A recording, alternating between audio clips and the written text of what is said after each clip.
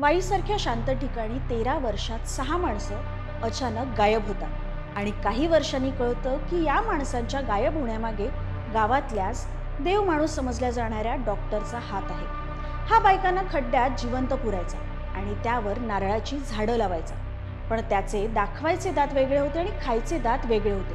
म्हणजे गावात तो एक सभ्य माणूस म्हणून वावरायचा।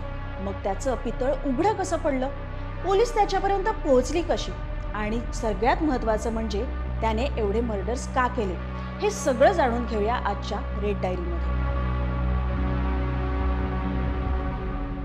वाईमध्ये एक अंगणवाडी शिक्षिका होत्या, मंगला जेधे नावाच्या।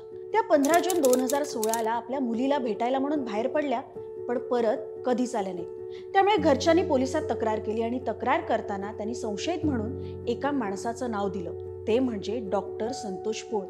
संतोष पोळ म्हणजे गावातले एक प्रतिष्ठित नाव, कारण या माणसाची पोलिसात उठबस होती।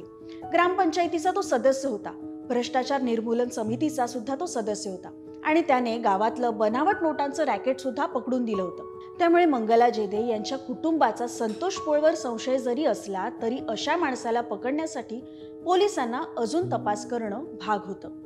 पण तरी पोलिसांनी पोळची चौकशी केली, पण त्याचा काही उपयोग झाला नाही। शेवटी मंगला यांचा मोबाईल ट्रेस झाला आणि तो सापडला ज्योती मांढरेकडे।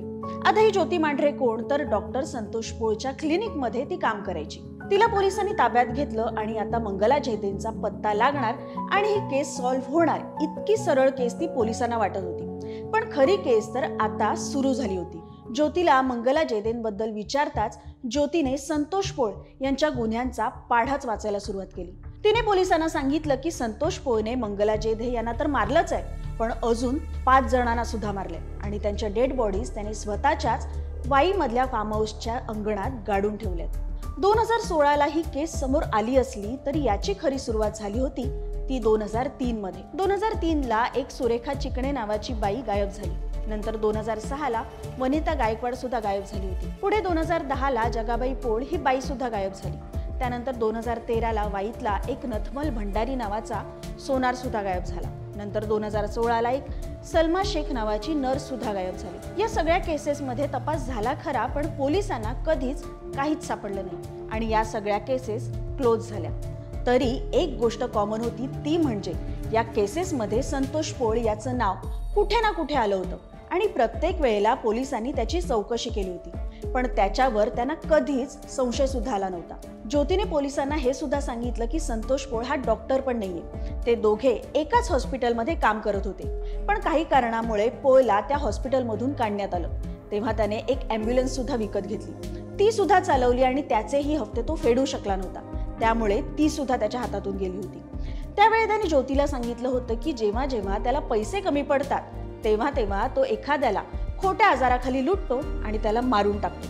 अशा प्रकारे ज्योती सुद्धा त्याच्यासोबत या कट कारस्थानात सामील झाली होती। आता मंगला जेधेंच्या प्रकरणात पुन्हा संतोष पोळचं नाव आलं होतं आणि आता त्याच्या विरोधात पुरावे शोधायला पोलीस ज्योती मांढरेला संतोष पोळच्या वाईतल्या धोम मधल्या त्या फार्म हाऊसवर घेऊन जातात। तिथल्या नारळाच्या झाडांखाली खोदल्यावर त्यांना माणसाचे एकूण 5 सांगाडे मिळतात। हे 5ही सांगाडे गायब झालेल्या बायकांचे होते आणि त्यात एक सांगाडा होता मंगला जेधेंचा।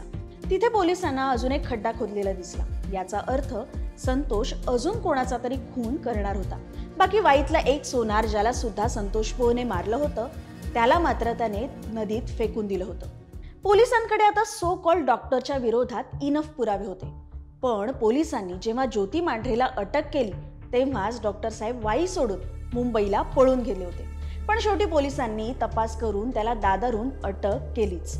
आधी पोळ पोलिसांच्या चौकशीला कॉपरेट करत नव्हता, पण त्यानंतर बऱ्याच प्रयत्नानंतर पोळने गुन्ह्याची कबुली दिली। तो दागिने आणि पैशासाठी हे सगळे खून करत होता। म्हणजे कोणी त्याच्याकडे उपचारासाठी आलं की तो त्यांना मोठ्या मोठ्या आजारांची भीती घालायचा आणि त्यांच्याकडून पैसे लुटायचा।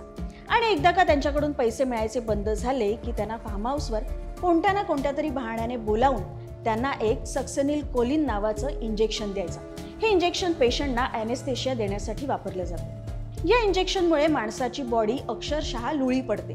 हेच इंजेक्शन तो त्या बायकांना द्यायचा आणि त्यांना तसंच खड्ड्यात जिवंत पुरायचा। हे खड्डे कोणालाही मारायच्या 1-2 महिने आधीच तो खोदून ठेवायचा। जेव्हा त्याला पोलिसांनी विचारलं की त्याने 6वा खड्डा कोणासाठी खोदला होता, तर त्याने सांगितलं की हा 6वा खड्डा होता ज्योती मांढरेसाठी. तिने आपल्याबद्दल कोणालाही सांगू नये म्हणून तो तिलाही मारणार होता. पण तेवढ्यात पोलिसांनीच तिला चौकशीसाठी ताब्यात घेतलं होतं. 2003 पासून ते 2016 पर्यंत वाईतल्या धोम तालुक्यातून एकूण 15 जण गायब झाले होते. त्यापैकी 6 जणांची केस तर सॉल्व्ह झाली होती, पण बाकीच्यांचा पत्ता अजून काही लागला नव्हता. सगळ्यात महत्त्वाचं म्हणजे त्या सगळ्यांचा कधी ना कधी संतोष पोळशी संबंध आला होता. त्यामुळे त्यात सुद्धा संतोष पोळचा हात असेल असा संशय पोलिसांना आहे. या संपूर्ण प्रकरणात ज्योती माफीची साक्षीदार झाली, पण पोळ आता त्याच्यावर लागलेले सगळे आरोप नाकारतो.